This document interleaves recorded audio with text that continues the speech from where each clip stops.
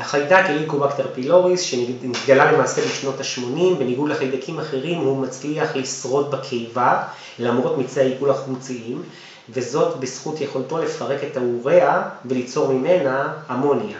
שהאמוניה בעצם זה חומר בסיסי שסותר את החומציות של הקיבה, וכך הוא מצליח לשרוד שם, ברירית של הקיבה.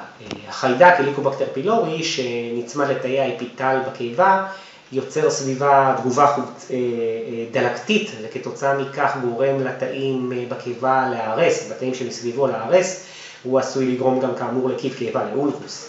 האם מדובר בחיידק נפוץ? אז החיידק הזה בעצם מאוד מאוד שכיח באוכלוסייה, בעיקר בגיל המבוגר, אחוזים מאוד ניכרים מהאוכלוסייה סוחבים אותו, הוא שכיח יותר בתנאים של צפיפות, בארצות מתפתחות, ששם ההיגיינה גם כן לוקה בחסר. אם כן נשאלת השאלה כיצד נדבקים בחיידק, אז עדיין לא ברור כיצד כל כך הרבה אנשים נדבקו בו, אך ידוע שאם החיידק נמצא באחד מבני המשפחה, במקרים רבים נמצא אותו גם בשאר בני הבית. כלומר, כנראה שהוא יכול להידבק, לעבור ברוק או בנשיקות או בדברים כאלה.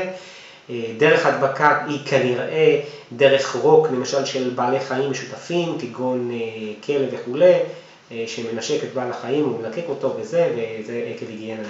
האם ההליקובקטר פילוריס גורם לקיבים בקיבה? אז אצל מרבית האנשים יש קיב בתריסריון או קיב קיבה, למעלה מ-90% באנשים האלה שיש להם את הקיבים האלה בקיבה ובתריסריון, ניתן למצוא את החיידק הליקובקטר פילוריס.